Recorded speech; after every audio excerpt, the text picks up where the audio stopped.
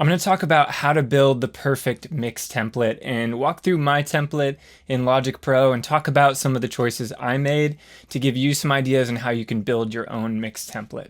In my mind, a great mix template is about making the process more efficient so you can get to the creative work faster. So things like track naming and organization and color coding and project settings and all of those things that you do at the beginning of every single session are things that you can put into your template. At the same time, I'd never want to paint myself into a corner creatively and just get kind of stale with what I'm using. I definitely have go-to plugins and tools I like to use, but I always try to leave enough flexibility to where it's not just copy-paste every time. So let's jump in and walk through it. Okay, so this is my template, and the first thing I want to talk about is global project settings. So this is an important thing to set up just so visually you have everything you need. So in Logic right here, you can choose, I think Beats and Project is kind of the standard default that you end up having when you load a new project. But if you go to Custom and you right click, you can customize what shows up here. And so for me, I like to know obviously my position in the project to see the time code.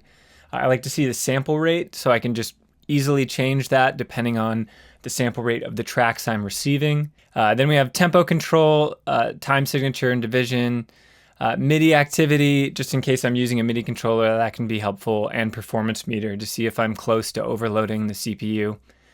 And there's also some other helpful things like having a software monitoring option, easily able to turn on and off an auto punch, which can be great for like punching in recordings in case I'm adding some production. And then yes, a lot of the other stuff is just basic default. So for me, that's what I like to start with. And then I also like to turn on this toolbar up here, which just gives you access to a whole bunch of helpful tools like nudging. You can easily change nudge values.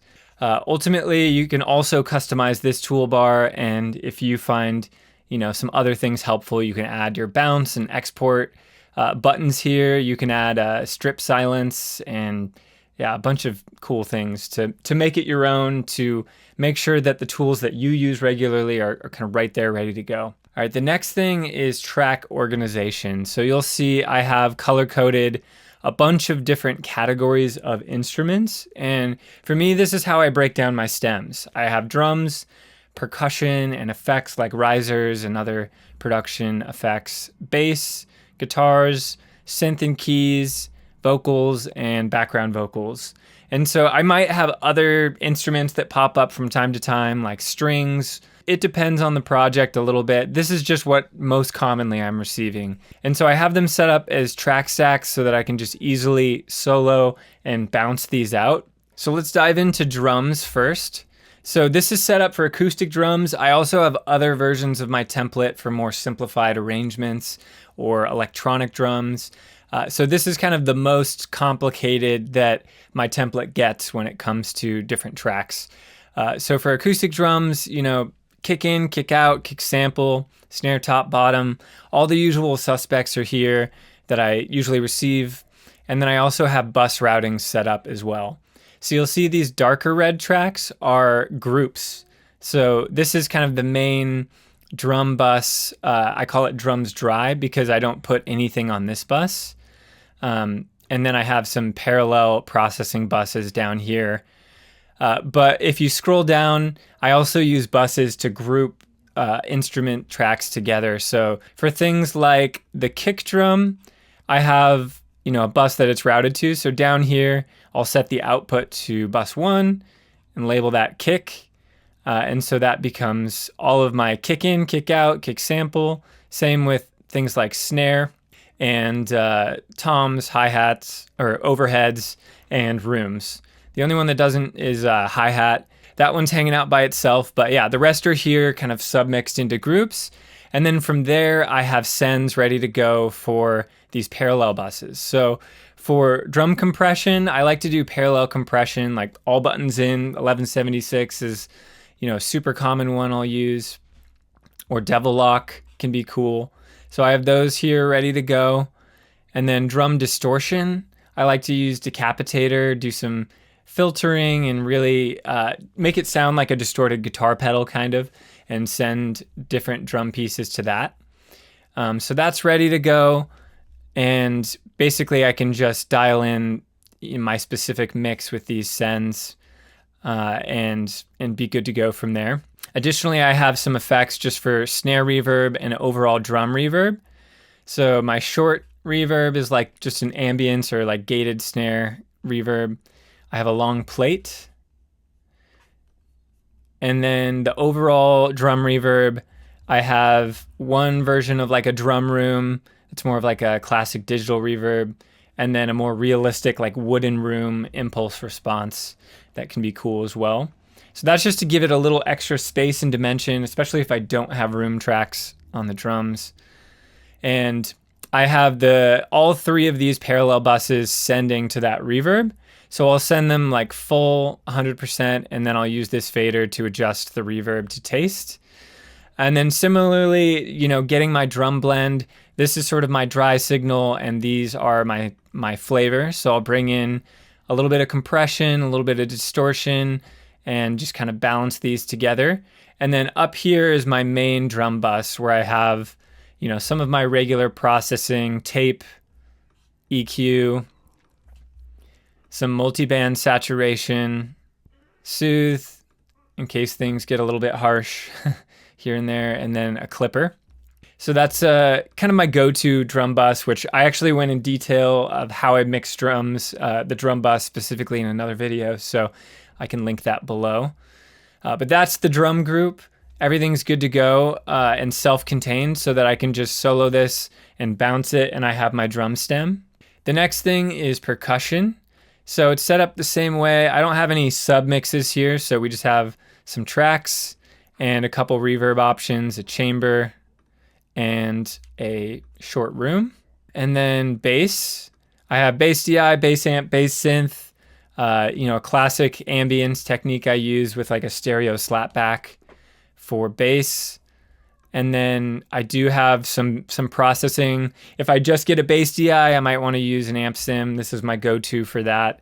And then this is a processing chain for bass that I've built and used on a ton of tracks. So I do have instances where I use plugins kind of in my template, but I also do a lot of channel strip settings. So I will often, save a whole bunch of different options for signal chains, as I'm working on different mixes and I'm like, oh, I really like this processing chain. I might want to save that for later. So I have a bunch of those ready to go. I also make a lot of my own presets within the plugins. So that's another way to kind of speed up your workflow without loading all of your plugins right in the session.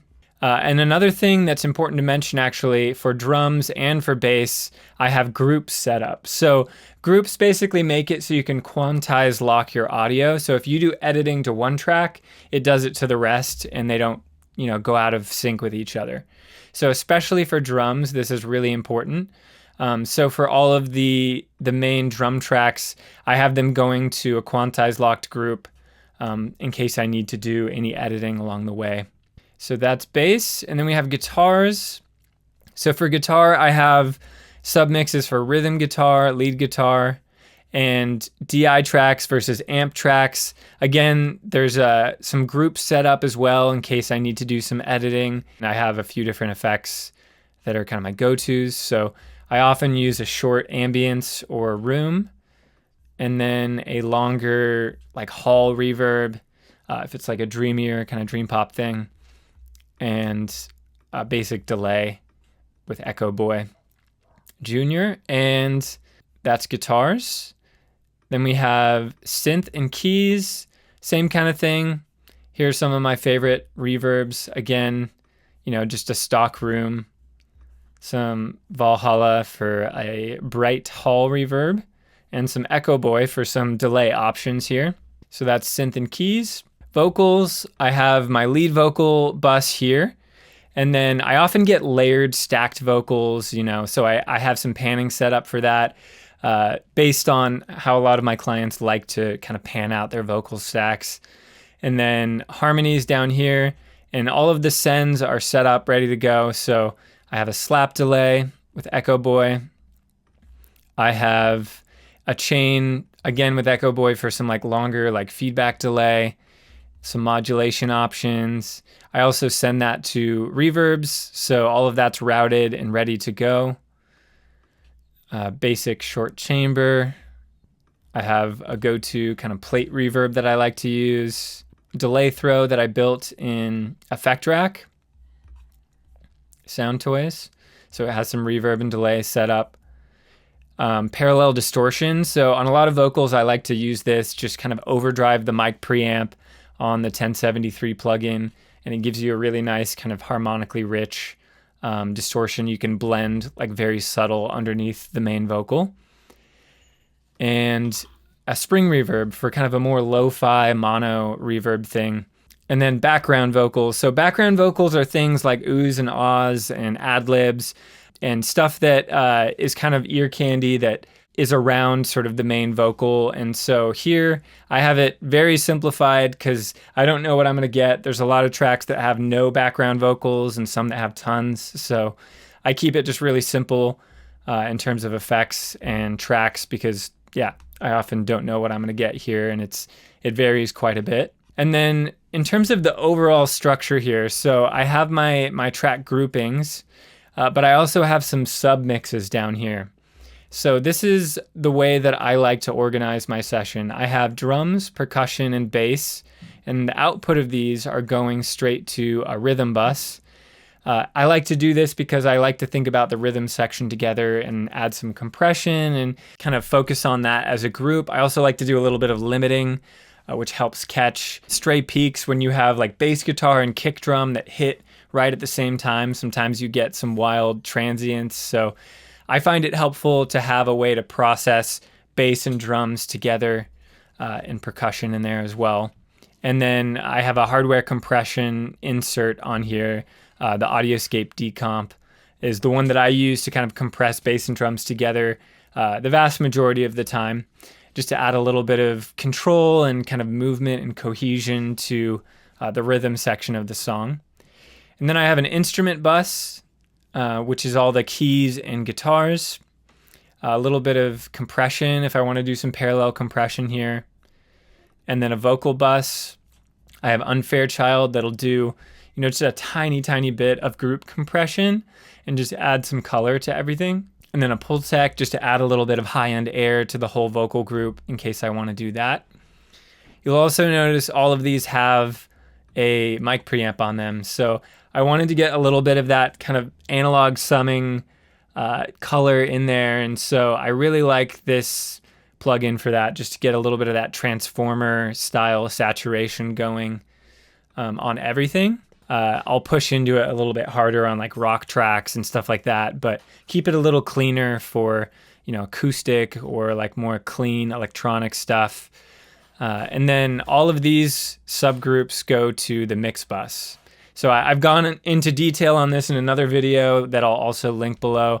But just real quick, I have my EQ, hardware compressor going into a pair of preamps, and I have tape plugin, a really subtle one from Softtube, and then a limiter.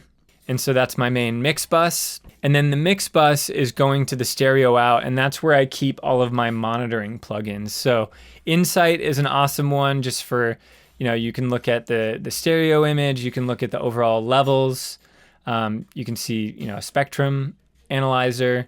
There's a bunch of different ways to kind of monitor your audio. And then tonal balance control can also be a useful way to, especially checking low end, because it's kind of the number one problem that's hard to control in your listening environment. And it's easy to be deceived on that. And so this can really tell you like where your low end is sitting with the mix, and also how dynamic your low end is, which is really helpful actually for dialing in the relationship of your kick and your bass, because your bass is basically your sustain in your low end, and your kick is your transient information. So this can kind of tell you roughly, if your balance of kick and bass is in the right place. And then Sound ID, just to do some speaker calibration at the very end here. And so whenever I'm bouncing a mix, I just bypass all of these monitoring plugins because I don't want them, messing with the sound that I'm delivering.